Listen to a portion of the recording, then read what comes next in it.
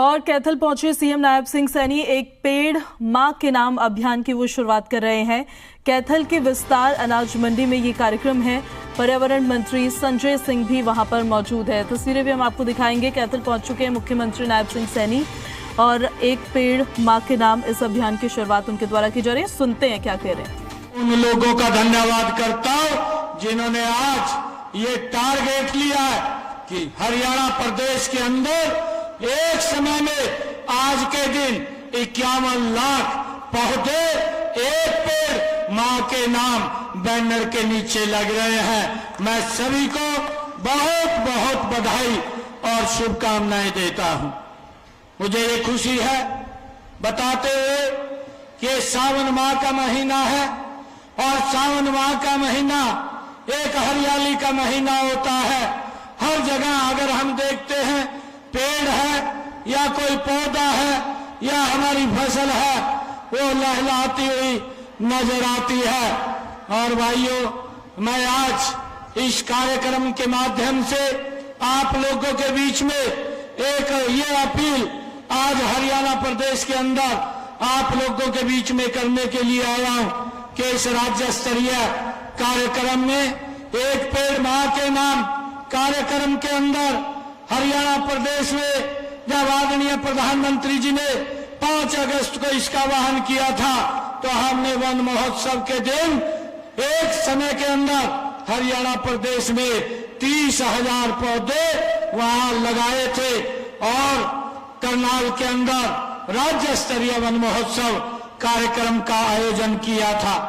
लगातार ये कार्यक्रम पूरे प्रदेश के अंदर चल रहा है और मुझे ये खुशी है कि हरियाणा प्रदेश के अंदर 1,60,00,000 पौधे हरियाणा प्रदेश के अंदर लग रहे हैं।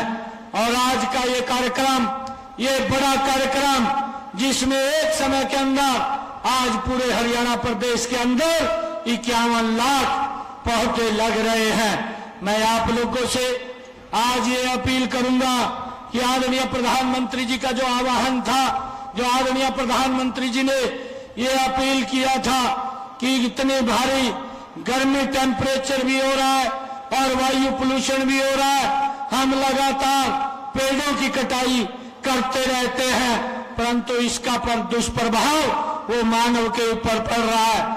इतनी भयानक गर्मी और वायु पोल्यूशन के कारण भाइयों, हम अगर पेड़ लगाएंगे तो ये पोल्यूशन भी खत्म होगा और हमें ये जो टेम्परेचर बढ़ रहा है इससे भी निजात मिलेगी।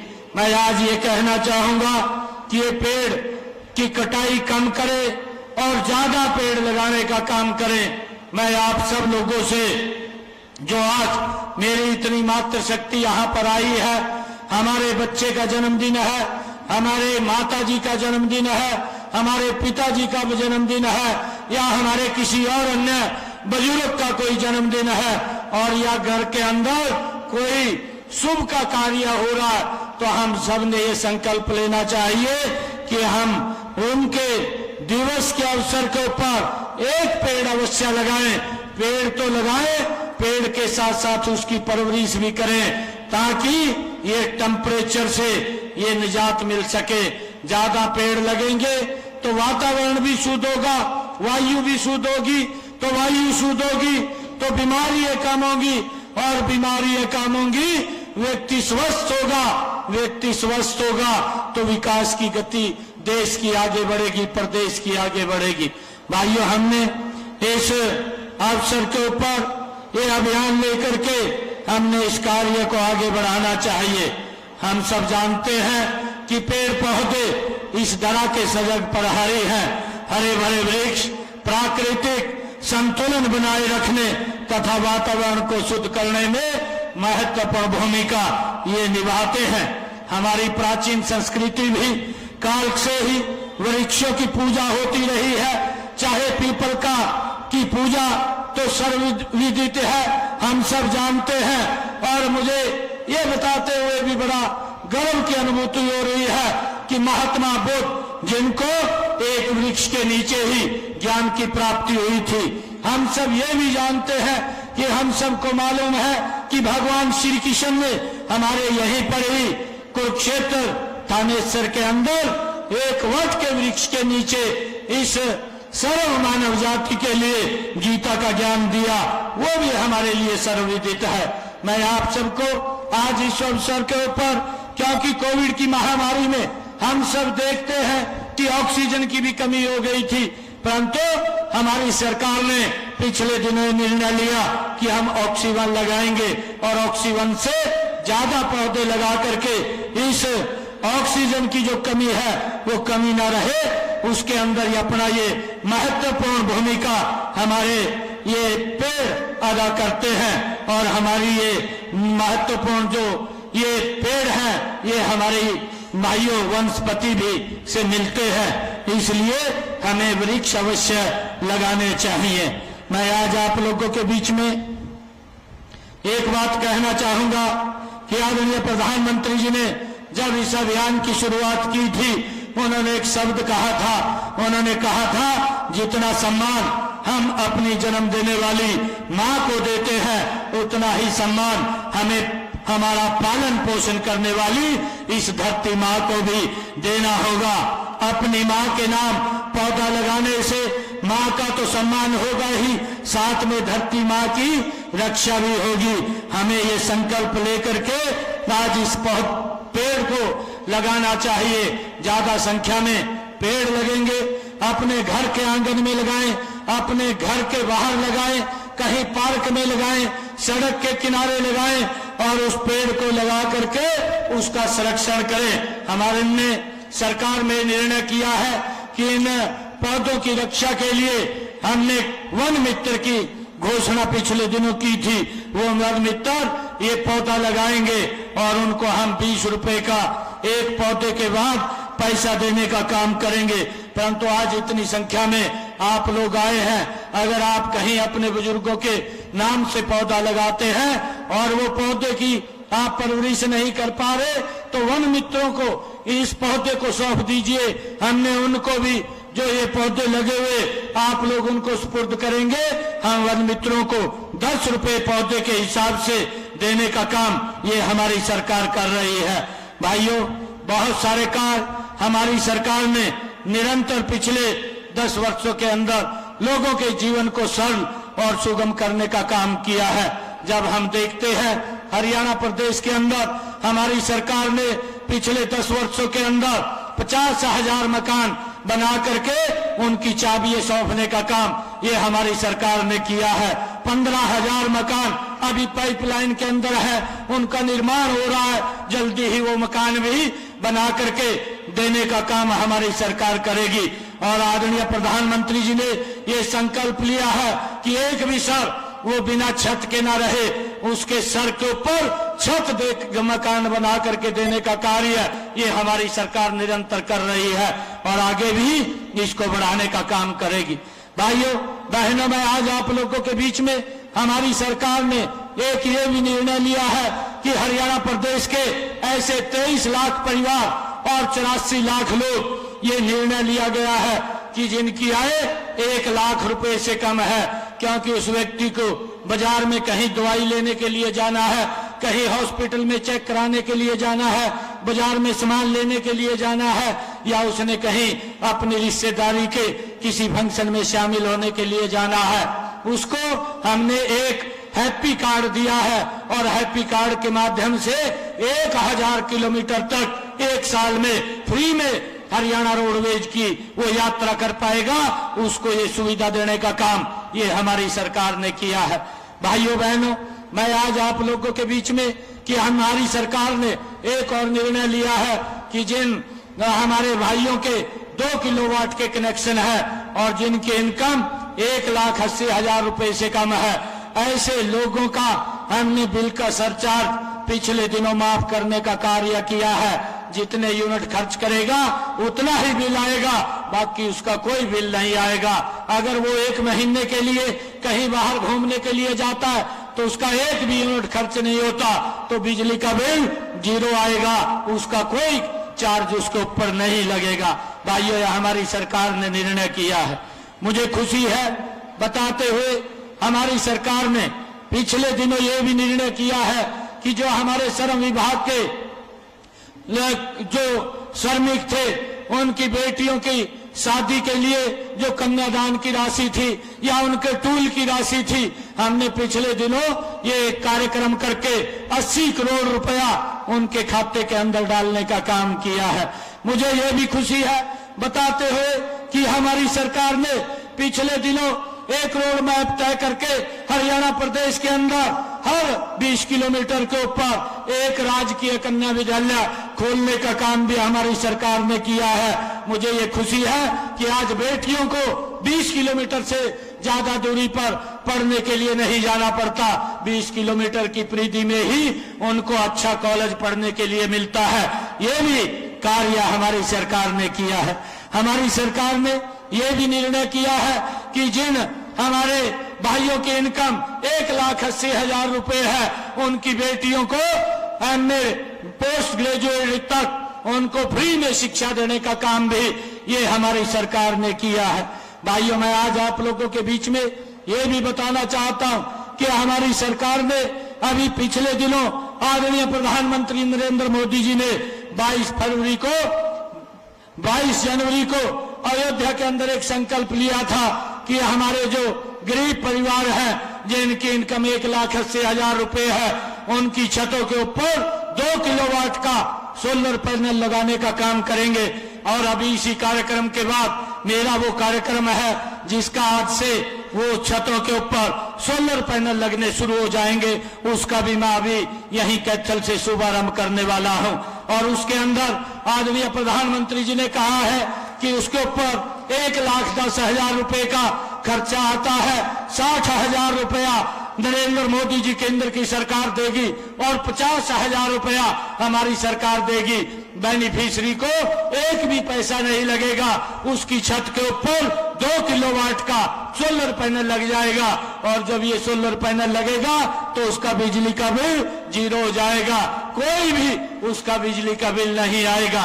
और उसके साथ हमने ये भी निर्णय किया है कि बिजली का बिल तो 0 आएगा, परंतु अगर वो ज्यादा यूनिट बनाता है, क्योंकि नेट मीटर के माध्यम से ग्रिड को देने का काम करेंगे, जितनी ज्यादा यूनिट बनेगी उस यूनिट का पैसा आपको बिजली विभाग आपके घर के ऊपर पहुंचाने का काम करेगा। आपकी इनकम का भी साधन खड़ा करने का काम ये हमारी सरकार ने निर्णय किया है। और भाइयों बहनों, मैं आपको बताना चाहता हूं कि हमारी सरकार ने पिछले दिनों जो हमारे गरीब परिवार के लोग थे, कांग्रेस ने तो उनको लॉलीपॉप देने का काम किया था, ना उनको कागज दिए ना उनको कब्जा दिया, वो घूमते रहते थे। हमने पिछले दिनों गरीब लोगों के लिए सोनीपत के अंदर एक कार्यक्रम किया और कार्यक्रम करके हमने उनको कागज भी देने का काम किया, 100 गज के प्लाट का, और कब्जा भी देने का काम किया है।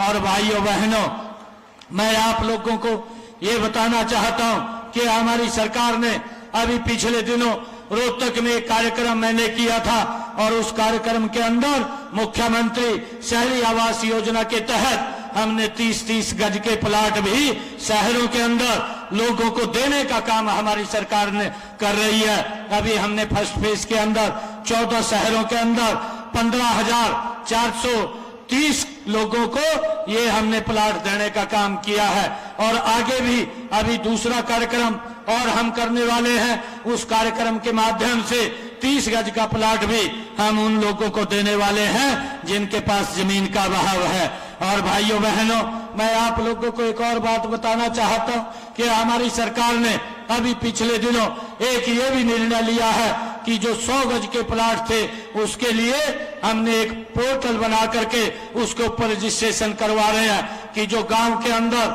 हम 100 गज का प्लाट देंगे, जो महाग्राम है, जो बड़े ग्राम है, उसके अंदर हम 50 गज का प्लाट देने का काम ये हमारी सरकार करेगी। शीघ्र ही हम ऐसे लोगों तक ये प्लाट भी देने का काम करेंगे। आदरणीय प्रधानमंत्री जी ने जो प्रधानमंत्री आवास योजना है उसके तहत पैसा दे करके उसके ऊपर मकान बनाने का भी कार्य हमारी सरकार वो करेगी। भाइयों बहनों, अभी जींद के अंदर तीज का महापर्व था और उस तीज के पर्व के ऊपर हमारी सरकार ने ये निर्णय लिया है ये प्रदेश के 49 लाख परिवार हैं। ऐसे 49 लाख परिवारों को लगभग 1.5 करोड़ के करीब ये संख्या बनती है। ऐसे 1.5 करोड़ लोगों को हमारी सरकार ने 500 रुपए में गैस का सिलेंडर देने का निर्णय किया है। बाकी जितना पैसा उसके ऊपर खर्च होगा वो हरियाणा सरकार देगी।